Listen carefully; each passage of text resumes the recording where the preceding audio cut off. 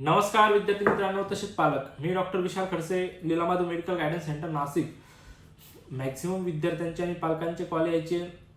काल 10 तारखेपर्यंत जी काय आहे ती कट ऑफ डेट लास्ट होती. कट ऑफ डेट म्हणजे पुऱ्या भारत देशातले जे काय ॲडमिशन प्रोसेस आहे ते क्लोज होणार होते, पण परत 10 दिवस एक्सटेंड डेट झाली आणि 20 तारखेला 20/12/2025 ही एक शेवटची तारीख दिली.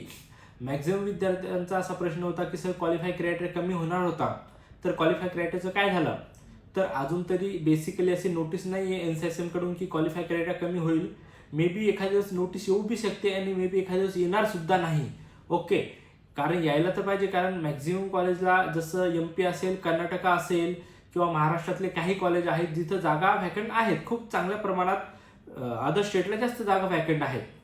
मग प्रत्येक कॉलेज हा त्यांच्या परीने जो आहे तो प्रयत्न करत असतो. जो कोणी कोर्टात जाणार आहे, कोर्टात कोणी अपील दाखल करेल, कोणी NCSMला मेल करून सर्व बोलून घेईल किंवा क्वालिफाय क्रायटेरिया कमी केल्यानंतर त्यांच्या शिट्या भरतील, पण सर्व निर्णय हा NCSMला द्यायचा असतो. त्यांचं नियंत्रण असतं. अकॅडमिक इयर पण विद्यार्थ्यांचे पुढे नको ढकलायला आणि लेंदी प्रोसेस नको व्हायला, ते सुद्धा त्यांना बघायचं असतं. त्यानुसार त्यांना हा विचार करावा लागत असतो. ओके, तर तो विषय साईडला ठेवू. प्रोसेस जी आहे, जो क्वालिफाय क्रायटेरिया जो आहे तो कमी होईल की नाही याची गॅरंटी म्हणजे आहे सुद्धा आणि नाही सुद्धा. पण जे विद्यार्थी आता क्वालिफाय आहेत, 113 प्लस आहेत, SC ST OBC NTC NTB other category आणि ओपन EWSला 144 स्कोर आहे.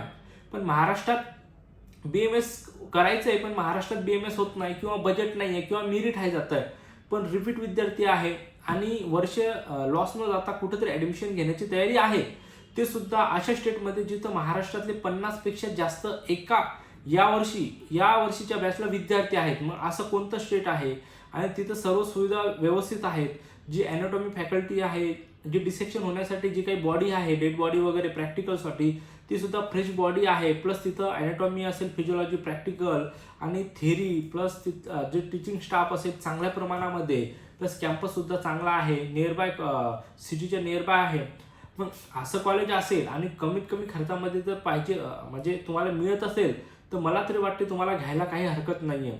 महाराष्ट्राच्या किंवा जवळच्या राज्याच्या जर आपण भरोश्यावर बसलो तर आपल्याला ॲडमिशन मिळणं हे थोडंसं मुश्किल होईल आणि ॲडमिशन मिळणार नाही. आता SC ST OBC आहे, 113 असेल तर आता पंजाब, उत्तराखंड आणि UP अशा सारख्या राज्यामध्ये ते तुमचा क्वालिफाय क्रायटेरिया चालतो. ओके, पण तुम्ही 113 प्लस आहे आणि तुम्हाला कर्नाटक किंवा MP मध्ये करायचं, तर तिथं पॉसिबिलिटी तुमची कमी आहे, तिथं ॲडमिशन हे होत नाही.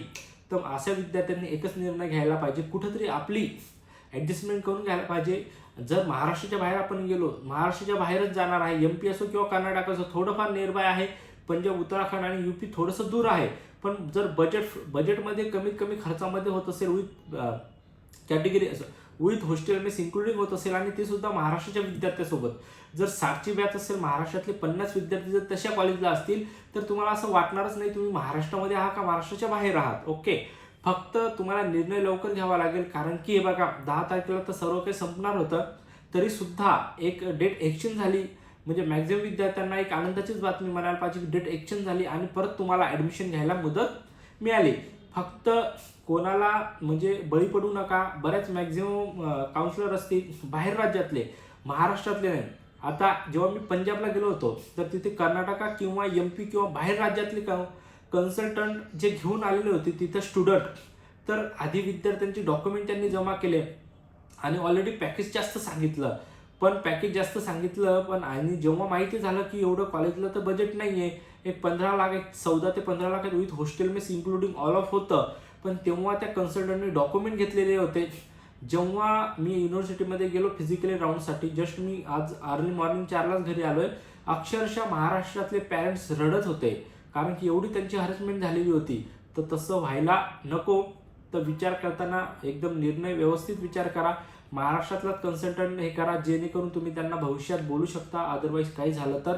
आणि जर खरंच तुम्हाला जर ॲडमिशन घ्यायचं असेल, 113 प्लस स्कोर असेल, तर आजच निर्णय घ्या आणि तुमची शीट बुक करून डायरेक्ट युनिव्हर्सिटीला कधी जायचं, काय जायचं, महाराष्ट्रातील विद्यार्थी काय आहेत, कसं आहेत, ॲडमिशन कशा पद्धतीने होईल, हे सर्व खाली डिस्क्रिप्शनमध्ये सर्व डिटेल्स आहेत, ती रीड करा आणि कॉन्टॅक्ट करा. 100% तुमचं ॲडमिशन हे आपण कमीत कमी खर्चामध्ये आणि चांगल्या कॉलेजला करण्याचा प्रयत्न करू. फक्त तुम्हाला निर्णय जो आहे तो थोडासा लवकर घ्यायचा असेल. ओके, जर खरंच व्हिडिओ महत्त्वपूर्ण वाटला असेल तर तुमच्या गरजू मित्रांपर्यंत नक्की शेअर करा, जेणेकरून त्यांनाही व्हिडिओचा बेनिफिट होईल. आणि आतापर्यंत जर तुम्ही चॅनलला सबस्क्राईब केलं नसेल तर चॅनलला सबस्क्राईब करून ठेवा. ओके, भेटू आपण नेक्स्ट व्हिडिओमध्ये. थँक्यू, धन्यवाद.